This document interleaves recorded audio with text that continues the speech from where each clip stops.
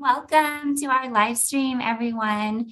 I'm Erin Francis Cummings, President and CEO of Destination Analyst, joining you from the Nevada side of Lake Tahoe today, and here to lead you through the latest on the state of the American traveler based on our monthly survey of 4,000 American travelers about their travel-related thoughts, feelings, opinions, and behaviors.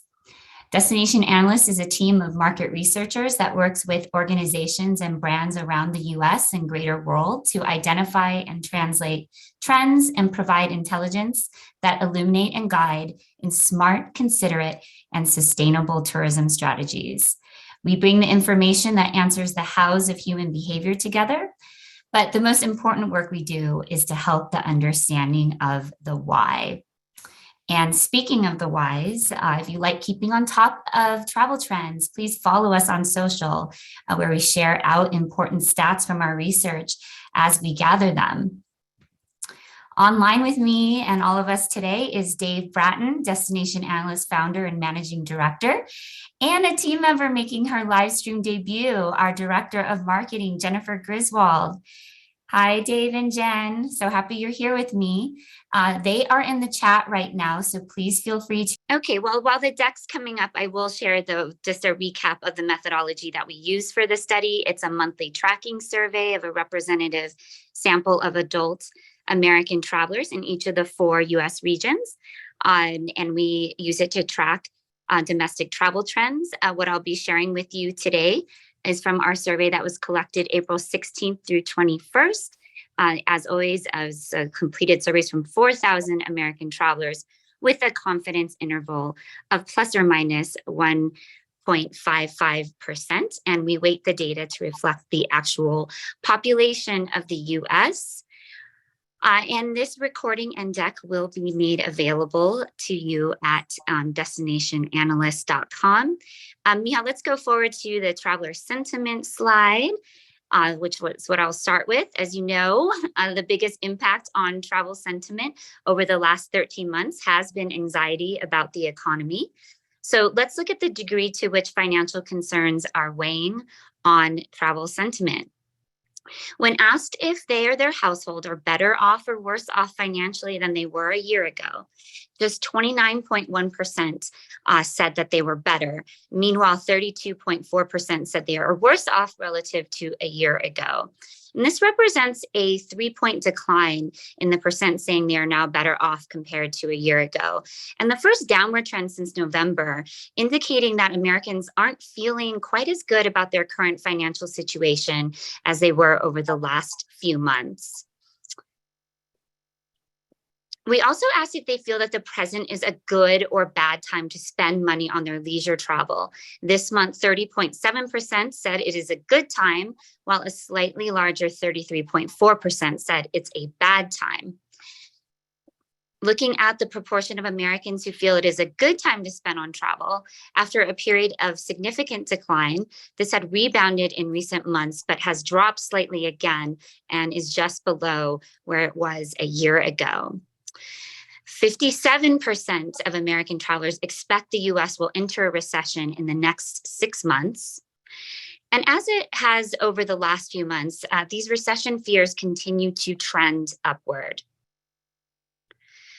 The cost of travel remains a formidable deterrent. In this survey wave, 45% of American travelers said high travel prices kept them from traveling in the past month, on an upward trend since December and 3 points higher than at the same point last year. Recent inflation in consumer prices has also led 30% of American travelers to cancel an upcoming trip, though this is down slightly from last month. Nevertheless, optimism is present. When asked their expectation for their household's financial situation a year from now, 46.3% say they will be better off. Just 14.3% feel that they will be worse off.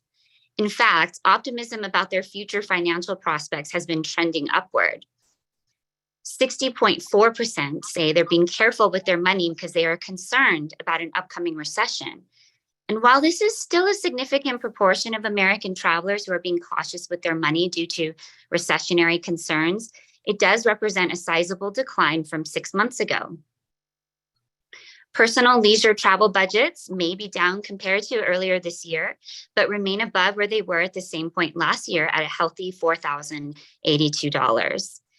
And in fact, American travelers prioritizing having at least one luxury travel experience is at a near high at 48.5%. In addition to the presence of optimism, another thing our data confirms is Americans' love and devotion to travel is enduring. Over 86% of American travelers say they have a high level of excitement about travel, with 46.3% rating their excitement for travel at a level 10. Americans' excitement for travel actually reached another record level this month, registering 8.3 on our scale from 0 to 10, and a half point higher than at the same time last year.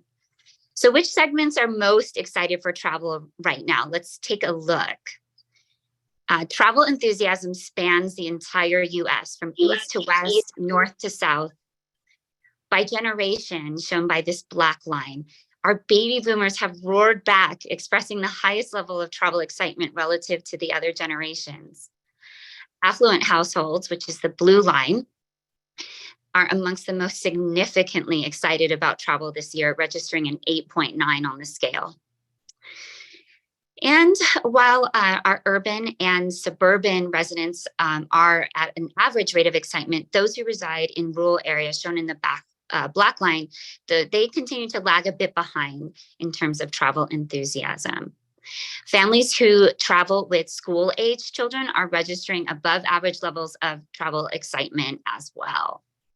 So to wrap this together for you in a single data point, we produce the current and future travel sentiment indices comprised of the questions that you are now seeing on screen and that we ask every month. And what these indices show about the state of traveler sentiment is that after a period of steady growth, current travel sentiment has dipped somewhat this month, but future travel sentiment is up slightly from 1 year ago. 89% of Americans have at least one leisure trip planned for the next 12 months, with the typical American saying they are going to take 3.6 leisure trips on average, and that's the highest it's been in the last 3 years. As for the months Americans plan to take trips, volume is ramping up with a big July, when 34.3% of Americans say they have trip plans in that month. The percent with trip plans increases in each month the closer that we get. And I think fall is already starting to look healthy, with 22.5% saying they have existing trip plans in September. And there are strong trip expectations throughout the remainder of the year. We track travel ideation and planning behaviors, from gleaning inspiration to booking tickets, and Americans appear to frequently be doing a lot of both. So let's take a look now at the travel dreaming and planning that they report doing in the last week. Those who said they daydreamed about taking a trip in the last week has been on a general upward trend in the past few months and is at near record levels. What about talking to friends and family about travel? This has also been on an upward trajectory. 37.1% report they have researched travel ideas online in the last week alone, a rate that also shows growth over the last several months.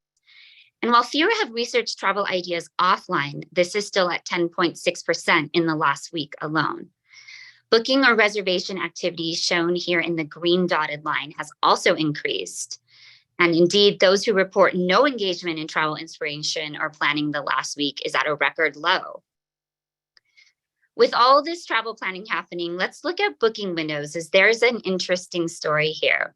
We ask, how many weeks in advance would you typically begin planning a domestic leisure trip of at least 1 week in length? The typical American traveler is reporting an average planning window of 10.3 weeks. And this is decreased by a full week compared to what was being reported in February. I know a lot of you are groaning because those shorter booking windows can be a pain. But we also asked those who have taken an overnight trip in the past month how many weeks in advance they begin planning this trip. The mean is 6.1 weeks. And note that 54.5% report that they planned their last overnight trip in 4 weeks or less.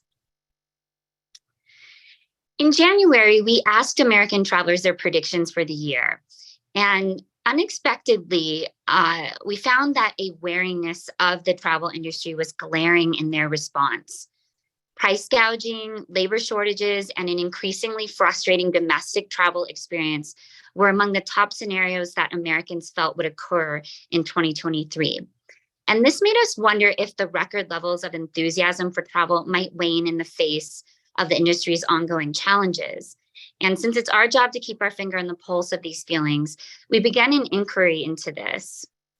Last month, our inquiry focused on travel pet peeves, and we found that pet peeves about the travel experience do abound, from transit delays to snoring seatmates. What's interesting, though, is that while several of the top slots of pet peeves are industry caused, like flight cancellations and dirty hotel rooms, many are social related or caused by other travelers. This month, we asked American travelers to think back to the period immediately before the pandemic and compare that time of traveling to today's travel. The first question that we asked is, compared to immediately before the pandemic, do you feel traveling has become more enjoyable, less enjoyable, or is unchanged? While a quarter say it is more enjoyable, more than a third say it's less enjoyable than it used to be. We then asked, compared to before the pandemic, how would you rate each of the following aspects of traveling right now? Start with the my ability to have fun and enjoy travel.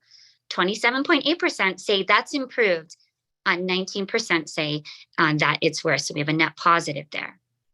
The atmosphere or vibe in the destinations I visit. 25.1% say it's better now. 20.8% say it's worse. American travelers are more split on customer service in hotels. 24.2% say it's better now. 25.6% say that it's worse. So we are going to do a quick poll right now to see how your responses fare with the average American traveler. Here's the question that we asked our survey respondents this month that we're now posing to you. Compared to before the pandemic, how would you rate the following aspects of traveling right now and rate the behavior of other travelers? Is that poll coming up on screen? Perfect. So go ahead and submit your poll. I just did. And Jen, if you could come on and let me know what's how we're tracking here with the audience. Looks like we have that kid before. We're going in between 47 and 49% are saying worse. Okay. 13% much worse. We have 13% saying improved and 23% saying unchanged. Interesting. Okay. And you're sharing out the results. It looks like you all are pretty good here. So I will share what the average American traveler said. 17.3% say the behavior of other travelers has improved. A whopping 50.4% say it's worse. So your opinions are right in line with American travelers. Remember the prediction about an increasingly frustrating travel experience that they shared in January? Let's look at the reliability of air travel. 16.2% say that it's better now. 45.2% feel that it's worse. And then remember their feelings about price gouging in the travel industry. When assessing the overall cost of travel, 12.7% say that it's improved, and a remarkable 66.3% say that it has worsened. So let's do another poll. Let's see how you compare to the typical American traveler about comparing before the pandemic to now. How would you rate the value of travel for the money that you pay? So let's go ahead and launch that poll.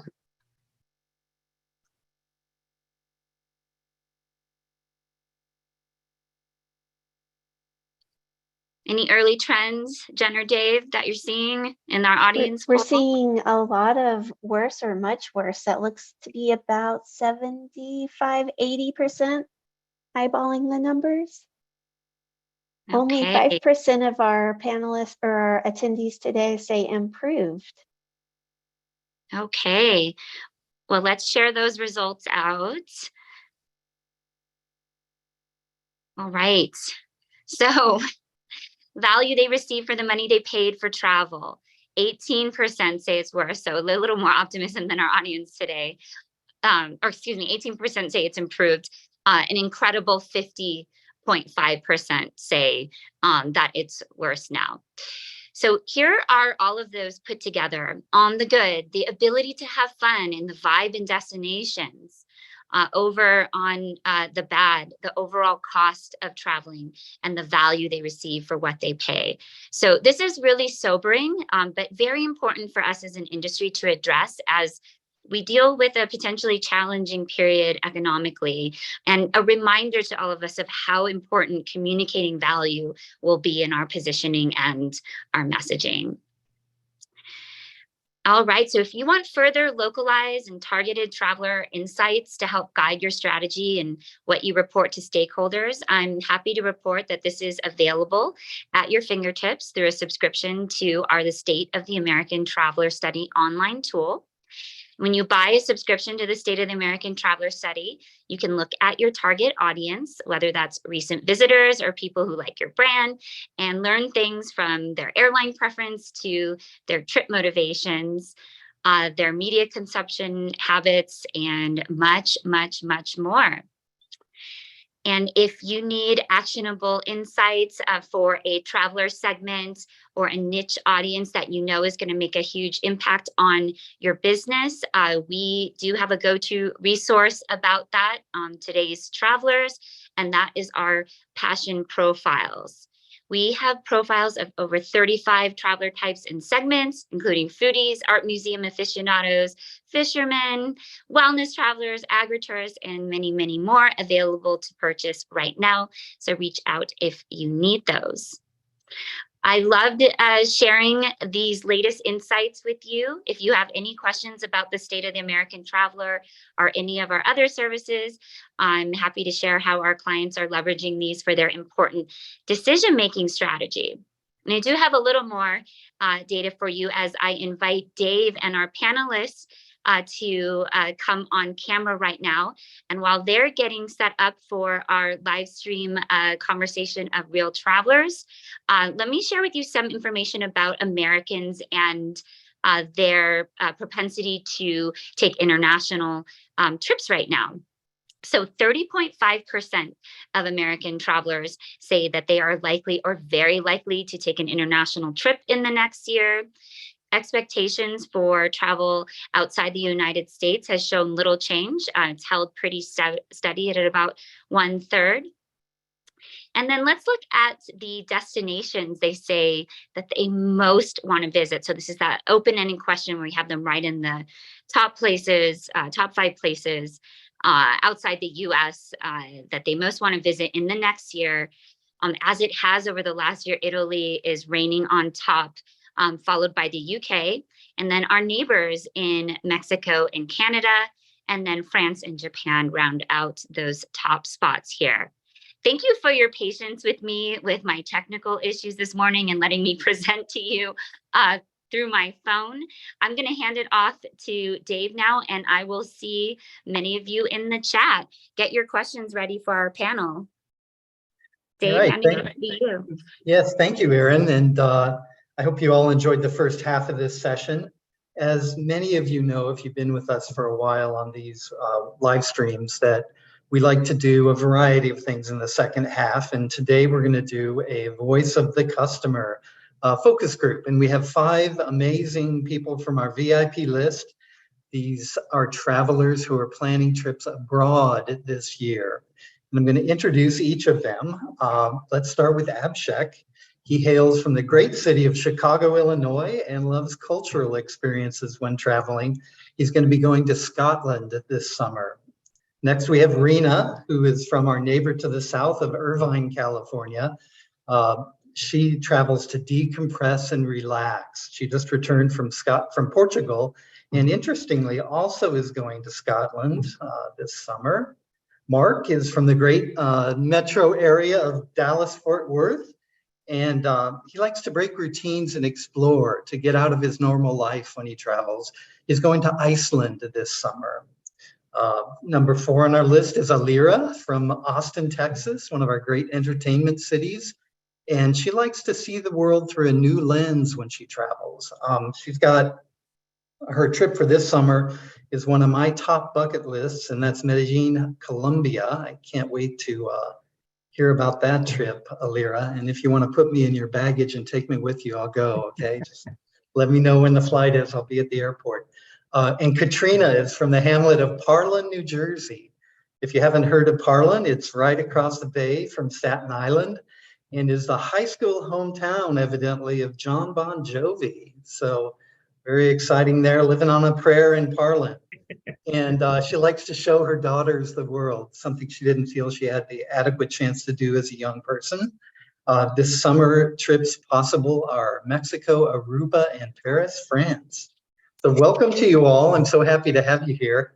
And for the group that's watching, I just encourage you just to listen carefully. And as with any qualitative research, the hope is always that you'll just come away with a few pieces of wisdom about how travelers are feeling. So let's get to know each other. And I'd like you to take a gander at why you're traveling this summer. Think about where you're going to go and pick one international destination and tell me what motivated you to choose that destination. And please be as detailed as possible. Abhishek, you want to start? Sure, absolutely. So I actually have a trip booked this August to Scotland. It's a place I have been to before. I'm actually a pretty big Scotch and bourbon enthusiast. And so my last trip in 2019 with a bunch of my buddies, guys only, spouses, no kids, was to visit a few distilleries. And so we did 2 regions of Scotch producing regions in Scotland, but there are 4 or 5 more that I eventually want to get to. And so I'm going back and I'm actually doing Campbellton and I'm doing Isle of Skye, two distilleries, 2 regions that produce just, really good whiskey from distilleries that I really, really liked. And so that was a prime motivation to go back. The last trip was in 2019, and I guess it's been about 4 years now. So. Okay. So how much Scotch will you drink in one day? It was actually not much in quantity, but it's barrel proof. You're drinking right from the actual barrel in the warehouse, and so that catches up pretty quickly. And so it wasn't as much as I think we tried a fair amount, I would say, but it's the amount that we bought back. It was the bigger concern. Okay, excellent. Katrina, how about you? Tell us about one of your trips this summer and why you picked that place. We actually have 2 planned. We're doing Costa Rica in July and we're doing Aruba in August. Aruba's somewhere we go every year. My kids love it. They're beach kids, so that fits them. Costa Rica is actually new to us, so this will be our first time going. Okay, so what made you choose those places? Like, what about them, or how did you come to them?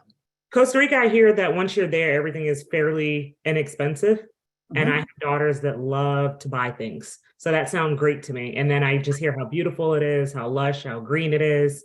That sounds like my type of vacation. And then Aruba, we just go every year. It's about 13 of us. We rent a huge house and we just enjoy it for the week and a half. Oh, fun. Yeah. Well, Erin, our CEO, went to Costa Rica last year and couldn't stop talking about it when she got back. So. Oh, wow. Nice. I think you're going to have fun. Alira, right. How about you? My apologies. Yes, so my trip that I'm going to is Colombia. I'm actually visiting 2 places. I'm visiting Medellin and Cartagena. I'm actually jumping between the 2 as during my week. I decided to go because first it's my birthday weekend, and so I wanted to do something out of the blue, and I've never been to South America, so this will be my first step in South America. I primarily wanted to go to Colombia because I wanted to visit Ecuador as well, which is their neighboring country. Sadly, this time around, I won't be able to go to Ecuador, but next time I definitely will. But I mainly wanted to go to Colombia because I heard so many good things about it. I saw many trips on social media about it, and it was saying that it was one of the very welcoming community and country, especially for an African-American traveler, and very size accessible for plus size individuals as well. And so that was one of the main reasons I wanted to go. And then there's like a lot of deep history and roots of African American culture in Colombia, based on like the history and the trading. So I really wanted to experience a lot of that culture. And I Okay. also Spanish is, I'm not fluent, but I really do love Spanish. You can handle it. Yeah. So how did you land on Medellin and Cartagena?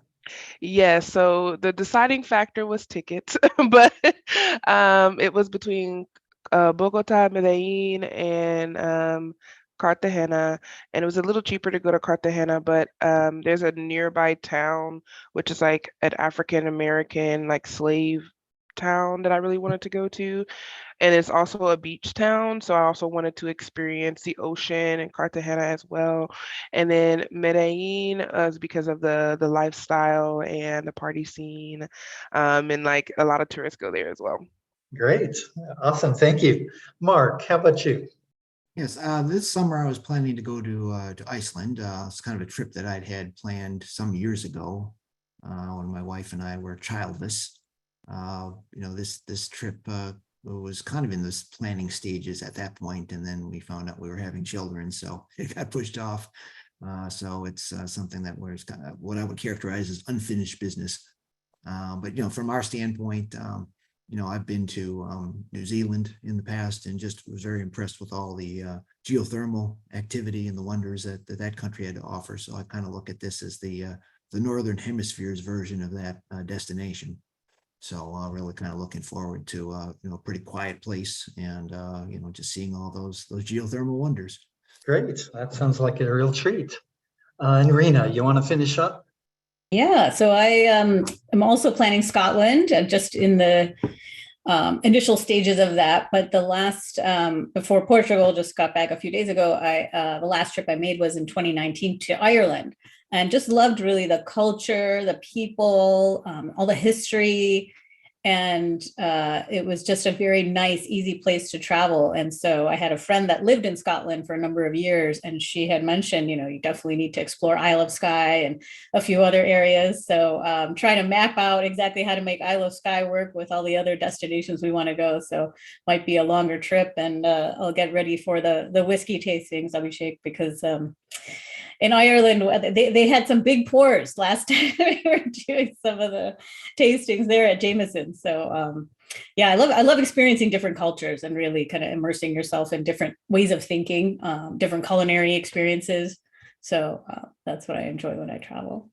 Okay, great. Well, one of the things I really want to explore with you all today is international travel and try to learn about why Americans go abroad as opposed to staying in our own great country with the many, many places we have to go here. So let's start, and I'll start with Rena. And why don't you fill in the blank on this sentence? The best thing about traveling abroad is blank. I would say experiencing different cultures and ways of thinking. That's one thing I think on the first trip I ever made to Europe, I realized a very different way of thinking. One of the initial reactions I had are like, oh, people really, live to work here, and they're, they work, or opposite, they work to live here in the US, and they, kind of live to work over there. A very different mentality of work just kind of, supplements the lifestyle. But that's not the priority of life, but relationships and experiences and, living life are more prioritized, I feel like, in Europe than here. Have you taken that back and adopted it for your own life? I try to, yes. And then work gets in the way a lot of times. I really try and bring that back. I think that's why I travel overseas, to remind myself of that, and then come back and really try and prioritize making sure, you don't just get too tired from work. I think that was one of the things on my slide was, de-stressing from work is why I travel. Just trying to keep that front of mind in life. Got it. Great. Mark, the best thing about traveling abroad is blank. Well, I just really like to really kind of step back from my normal routine and unplug for a time. Mm-hmm. Normally I'm pretty much on the go all the day, during the week at least, putting in an 18-hour day, from 3, 4 a.m. to 9 p.m. So it's kind of nice to just step back from that, be able to have a more relaxed schedule and, expose myself to different cultures and peoples. Certainly enjoy the people that I run into on at the various destinations that are also tourists that have come from all over the world. So it's kind of a side benefit. I don't even think of that till we kind of got into this discussion, but just to be able to have those discussions with people and bounce ideas off of each other and get ideas for future travel destinations. Okay. Do you feel that's more pronounced when you travel abroad than domestically? I'd say that's fair. I think people are a little more open to conversations with perfect strangers when overseas versus domestically. Okay, great. Alira, the best thing about traveling abroad is blank. Definitely the first thing that comes to mind is culture. And culture is an umbrella term. It can come from the people, the place, the environment, the experiences. I'm a big inquisitive, so as soon as I step into some place new, I'm just wanting to learn everything. And so I think culture is a good way to describe it because I get to really experience it and be in it versus just looking at it from a distance. Okay. Do you get that same feeling in the US at all when you travel or? Yes, I do. But that's just me. But yes, any place other than Austin, Texas is exciting for me. Not saying I don't like Austin. I love Austin, but I think it's just the aspect of being somewhere different than where you're used to seeing every day. From if I'm going to South Carolina or Las Vegas or Colombia or the UK, it's just a different culture wherever we go. Basically, outside of your own comfort zone is different. So I like that feeling of experiencing something new. Okay, great. Katrina, the best thing about traveling abroad is blank. This is going to sound so terrible, but the food, I feel like the food here is just so, I mean, we have good food, but it's all mostly unhealthy. You go anywhere else and their food's like amazing. I'm a real foodie, so I'm on TikTok before I go, looking at all different restaurants and figuring it out. I just love trying different foods. Okay. Are there any challenges doing that for foreign destinations that you don't chat face here? No, because I'm going to say I'll try it at least once. Okay. Okay. Abcheck. How about you? How do you feel in the sentence, the best thing about traveling abroad is? I feel a lot of it has already been captured, so I don't want to be repetitive. But one additional thing I would say is, depending on certain destinations that I travel to, I feel like I have a deeper appreciation of what I do have rather than what I don't have, because it gets so easy to get caught up in, the day-to-day and, just complain and bicker about, whatever that might be, whether it's work, career, finances, whatnot. But when I travel to some of the other, nations, Scotland would not be one of them, of course, but other parts of the world, I feel like I have a much deeper appreciation of things that I do have rather than, because I see other people that don't have as much and they're just happier, so much happier. And so I think that I just need that reminder as much as I think we all know it, but being up there and just being able to kind of enjoy that with them and just see the way they live. It just, again, I come back just feeling so much better about, my third world problems, I should say, or first world problems, I should say. Okay. Yeah, awesome. Well, let's push a little deeper into this. And I'd like you to tell me 3 words that describe, in your mind, travel in the USA, and 3 words that describe travel abroad to you. In your heart, when you think of traveling in America, what 3 words best describe you? And in your heart, when you think about going outside the country, what 3 words describe you? And you want to take a shot at that, Abhishek? Sure. So I think 3 words for travel in the USA, what it describes me or travel in general, I would say is somewhat consistent, meaning I know what to expect from a consistent standpoint. I want to use the word comfortable, but also knowing that travel is not always comfortable because of delays and cancellations. So I'm not using that as far as comfort, but I'm using as comfort of, booking, comfort of, dealing with those obstacles when they do happen, because of, I know the language, I know how, things work, like, currency, so I'm not necessarily feeling stuck when I run into an issue. So that's why I use the word comfort, of course. And somewhat stable again, like we don't necessarily have political challenges or things which, disrupt the economy to a point where, there's huge fluctuations in whether it's currency, whether it's, safety and security, whether it's political stability. So I feel like it's very safe. I'm just going to loosely say safety, I would say. While travel abroad, it's probably just the opposite of those three words. So, there is instability when it comes to, whether it's, governments, politics, whether it's, financial currencies, the economy, things like that. I guess there is that, you get warnings from the state government as far as, when it's safe to travel someplace and when it's not because of whatever, terrorism or kidnapping or crime. So that definitely comes with, travel abroad. So I'm not sure, again, if that makes sense, but usually just the opposite of what I do feel here can be felt abroad. Language is another barrier, depending on where you go to.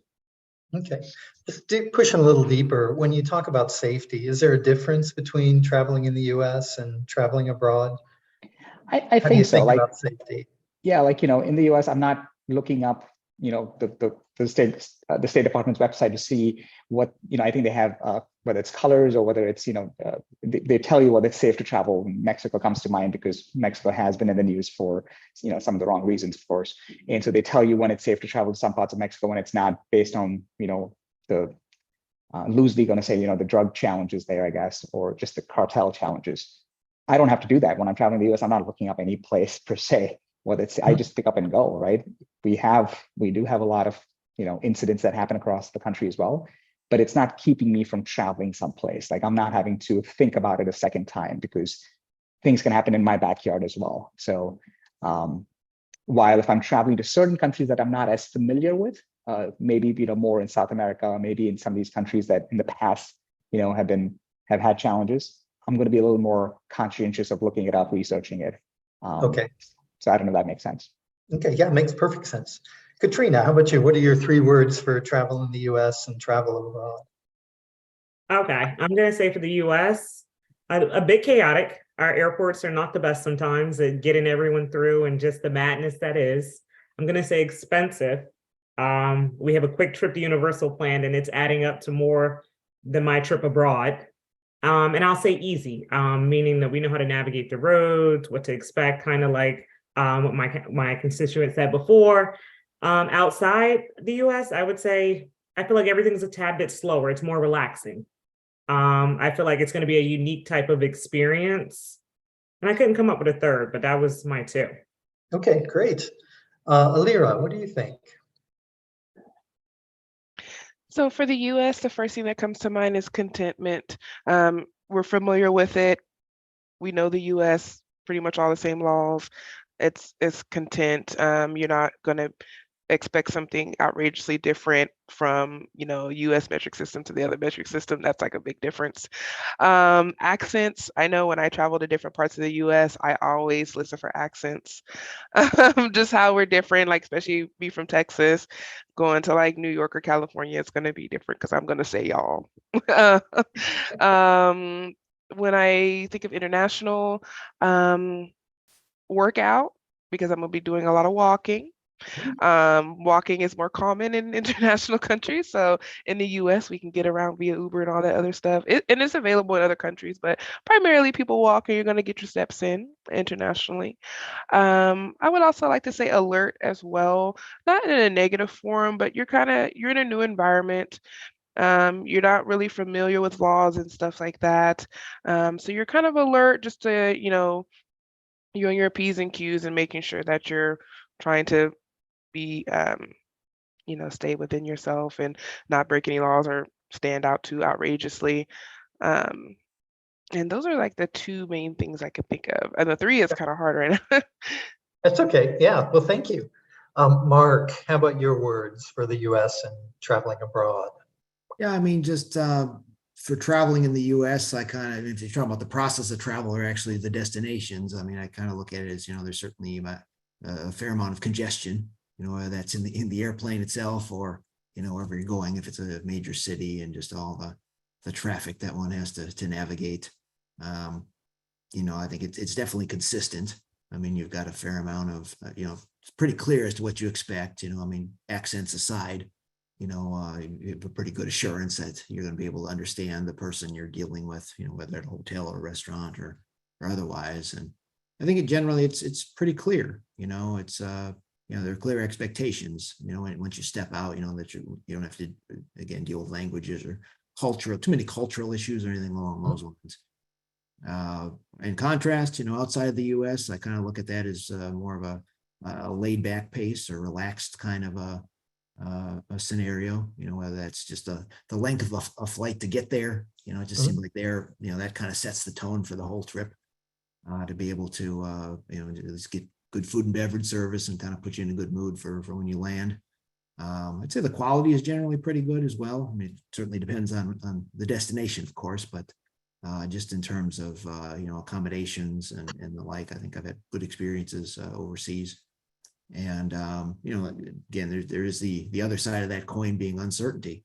Yeah. And that there's, a fair amount of, you have to be alert and kind of on your guard to some extent, depending on the destination again, for any, the usual panhandlers or anything else that might come up that you might encounter that, expect to find in those touristy areas.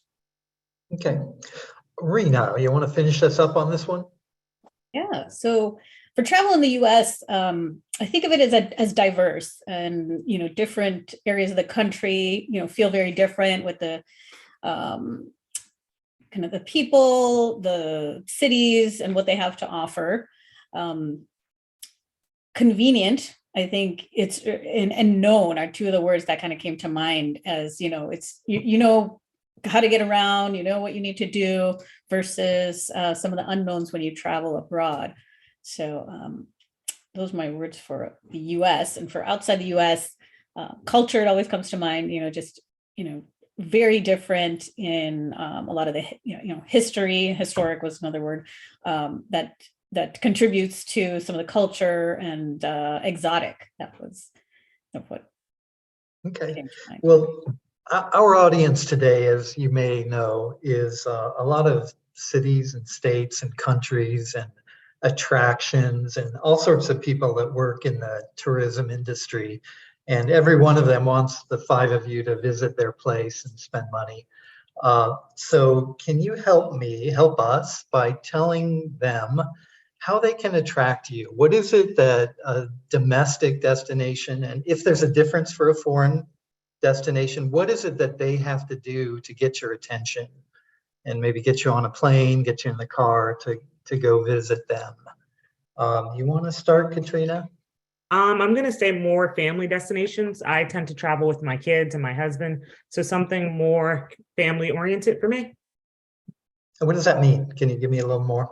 Things that we can all do together. Like, I love when we can go and it's no restriction or height restriction. My youngest is 10, and that's what we kind of fall into. I also have a 16-year-old, so they like doing two different things sometimes, and it's hard to kind of get that all together. So to offer just something where we can all do it together is pretty cool to me. Okay. Would you say there's any difference between an American destination or a foreign one in your mind? I feel like in the foreign ones, as bad as it sounds, they generally don't care about age and height restriction, which can be good and bad. But I mean, they're able to do more. My kids, I don't know, when we go abroad, they're more open to doing things, whereas here they're kind of like, I don't know, sheltered, so to speak. Okay. Abhishek.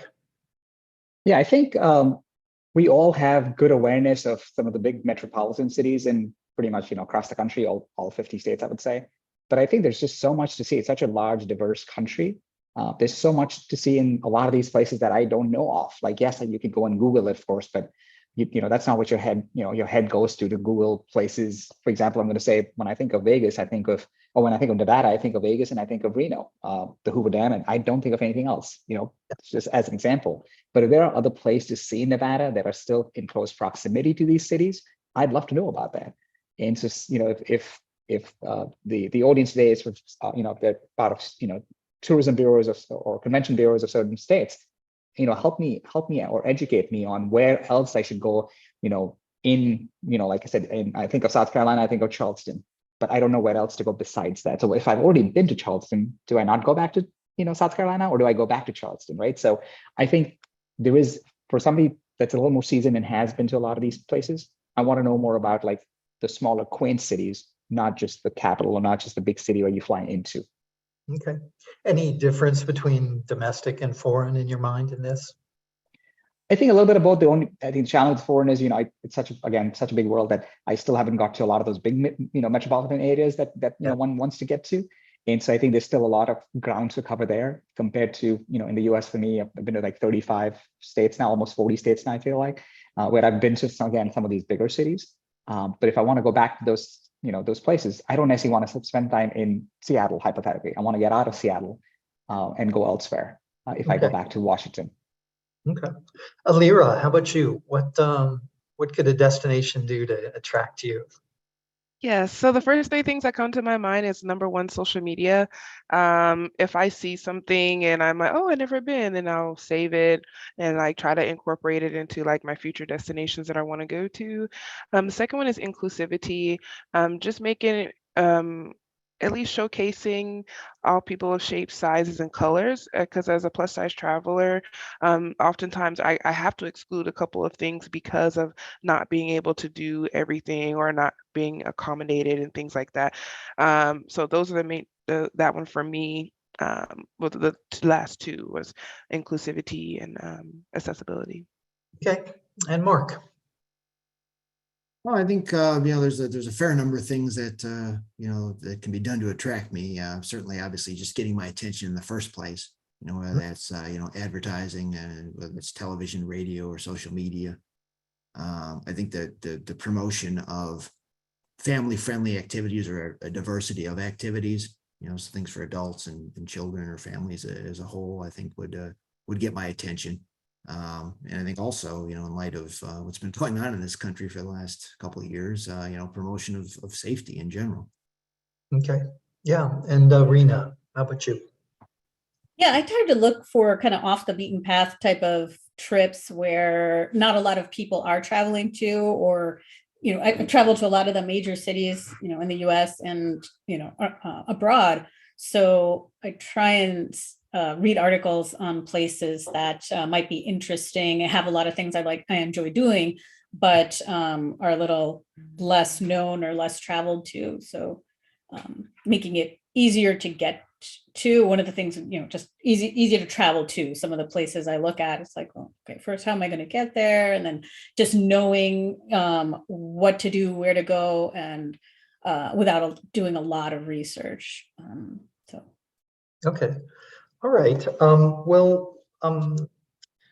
Let's move on. And actually, we got an audience question, and I'd like you to just kind of talk about it a little bit if you could. And the question's about family travel. And I'd be curious how you feel about the general sense of traveling with family, how often you do it, what you look for, anything that comes to mind, whatever's top of mind on the family issue. And Rena, why don't you start and tell me your feelings about it?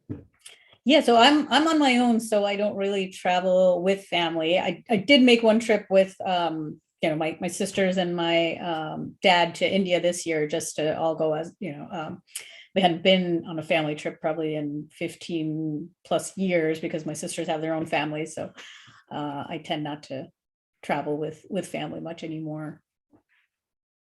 Okay. Mark, how about you?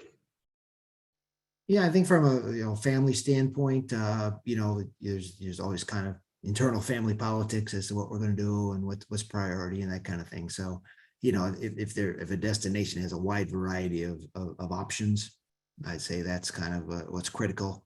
And we have a fair amount of flexibility rather than just focusing on doing one or two things and then what are we going to do the rest of our time there. So I think those are kind of the more critical things that I would look for.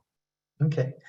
Katrina, tell us about your family travel thoughts. A lot of my travel is my family. I take probably like one girls trip and then my husband and I'll take one trip, but I would